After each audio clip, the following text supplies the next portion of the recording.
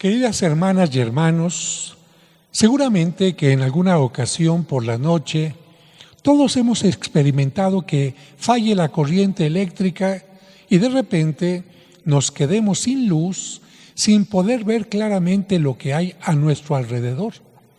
Eso nos hace confundir las cosas e incluso podemos llegar a tropezar con algo.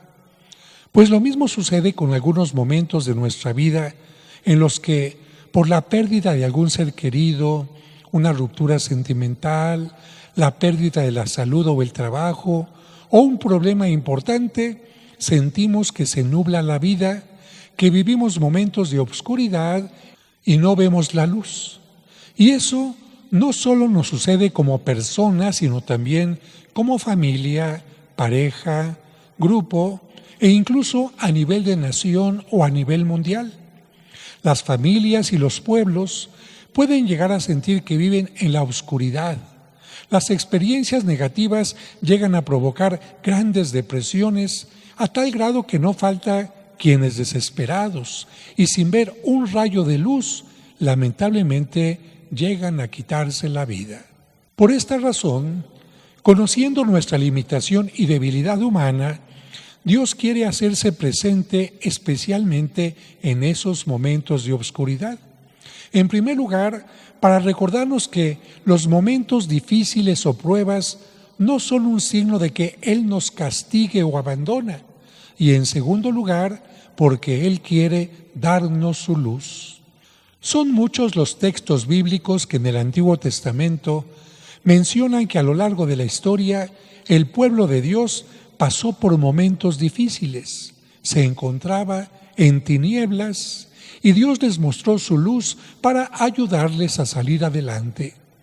En el Nuevo Testamento, el Evangelio nos recuerda que Cristo, con su palabra y obra, dio luz a muchas personas, especialmente a quienes estaban o se sentían extraviados, a quienes no encontraban el sentido de su vida, a quienes habían caído en el error de que los valoraran únicamente por su apariencia o sus bienes económicos, a quienes por haber caído en grandes errores o pecados pensaban que ya no tenían valor como personas y a quienes creían que Dios no los amaba.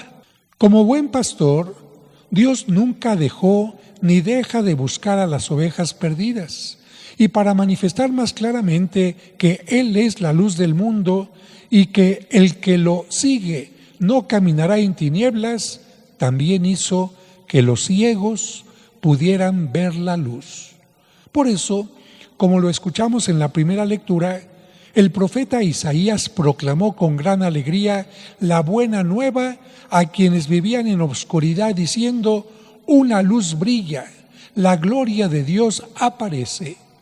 Cristo es esa estrella radiante de la mañana que nos guía en la vida, esa estrella, esa luz que profetizó Isaías. Él vino al mundo para que lleguemos hasta Él. La lectura también afirma que caminarán los pueblos a su luz y los reyes al resplandor de su aurora. Hoy celebramos que los Reyes Magos de Oriente llegaron a Cristo siguiendo una luz especial. Pero no solo ellos deben dejarse guiar por esa luz, sino también nosotros, que de alguna manera somos reyes. San Pablo, en la carta a los Efesios que hemos escuchado, nos habla de la gracia que Dios nos ha dado.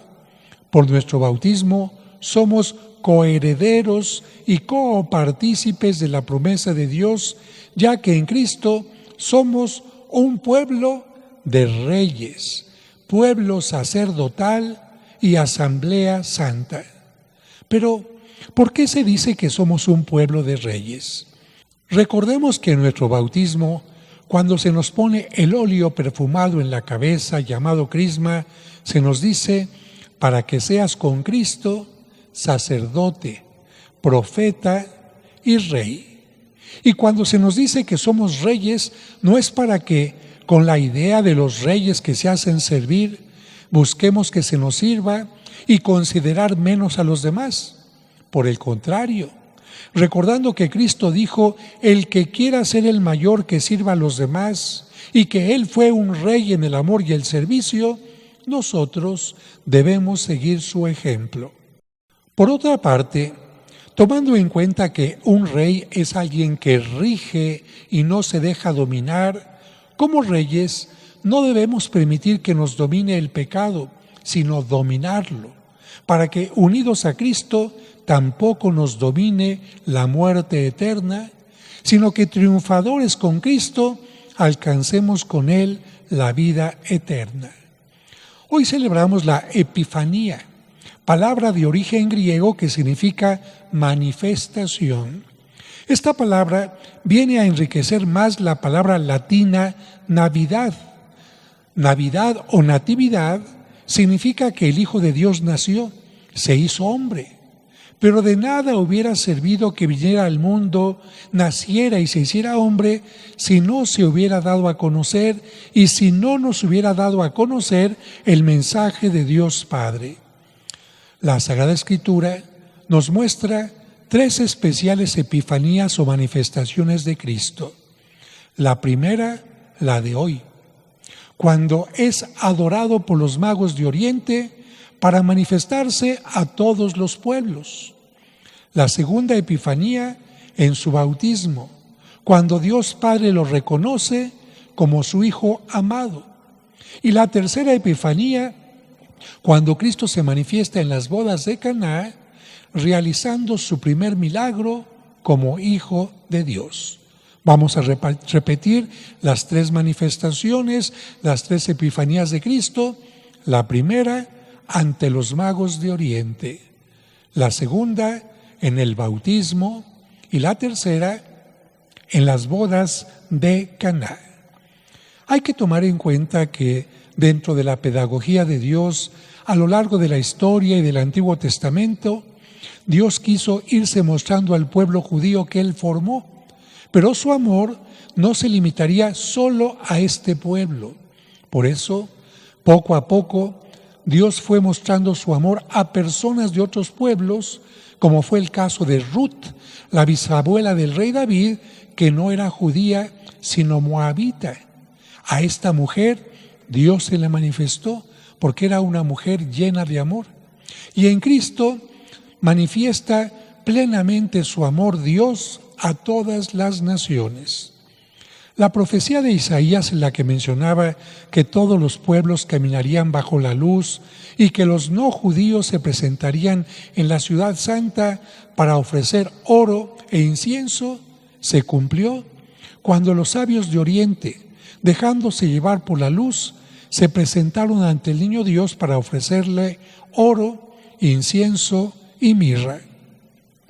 En aquellos personajes no judíos que venían de tierras lejanas y representados en el arte con 3 colores distintos de piel y con 3 edades distintas, joven, maduro y anciano, estamos representados todos los pueblos de la tierra que reconocemos a Cristo como Rey de Reyes. Recordemos que cada uno de los regalos que le ofrecieron los magos reconoce en Cristo un aspecto importante. El oro, que era un obsequio que se entregaba a los reyes, significa que Cristo es Rey. El incienso en aquel tiempo era muy difícil de conseguir e incluso más costoso que el oro, y solamente se quemaba en los templos en honor de los dioses para que representara la oración que sube a Dios. Por lo tanto, el regalo del incienso a este niño significaba que se le reconocía como Dios. Por lo tanto, nosotros reconocemos a Cristo como Dios. Y finalmente, el tercer regalo, más que un regalo festivo, fue una profecía triste y dolorosa. ¿Por qué? Porque la mirra es una resina que produce un árbol, un arbusto, y en tiempos de Cristo se utilizaba para embalsamar a los muertos. Por lo tanto, cuando uno de los magos se la ofrece a Cristo, está profetizando con ello que Cristo es Rey y es Dios. pero que también como hombre verdadero y no simplemente aparente, tendrá que morir por la humanidad. Cristo Rey, Cristo Dios, pero que muere por cada uno de nosotros. Demos gracias a Dios en este día, porque aunque no pertenecemos al pueblo elegido en el Antiguo Testamento, al pueblo judío, Él también nos ama y ama a todos los pueblos de la tierra, por lo que entregó su vida. Y hay que también dar gracias porque especialmente ustedes niños, algunos recibieron algún regalo especial. ¿Por qué? Porque los Reyes Magos, a través de su Espíritu, que en estos días está en el mundo, es capaz de hacer que algunos niños reciban algún regalo, ropa, un juguete en su propia casa u otros en otro lugar. ¿Por qué? En el cuento del día de hoy se recuerda que los Reyes Magos, después de que regresaron a cada uno de sus lugares de origen, murieron después de haber predicado el Evangelio. ¿Por qué? Porque Cristo predicó primero, creció. Hay que recordar, Cristo crece, predica el Evangelio a los apóstoles van a predicar, uno de los apóstoles va a predicarles a aquellos magos de Oriente, los magos se llenan de entusiasmo y predican el Evangelio, se convierten en obispos, pero lamentablemente en ese tiempo el Imperio Romano perseguía a muerte a los cristianos y aquellos magos fueron martirizados por enseñar el Evangelio. Después, sus cuerpos fueron juntados y llevados primero a Milán, donde se les rindieron honores, y después fueron llevados a una ciudad en Alemania llamada Colonia, donde se les construyó una enorme iglesia que pueden ver en el internet, una iglesia altísima, donde en el altar están sus cuerpos, sus reliquias. Y entonces alguien dirá, ¿y entonces cómo que los magos hacen que aparezcan algunos obsequios?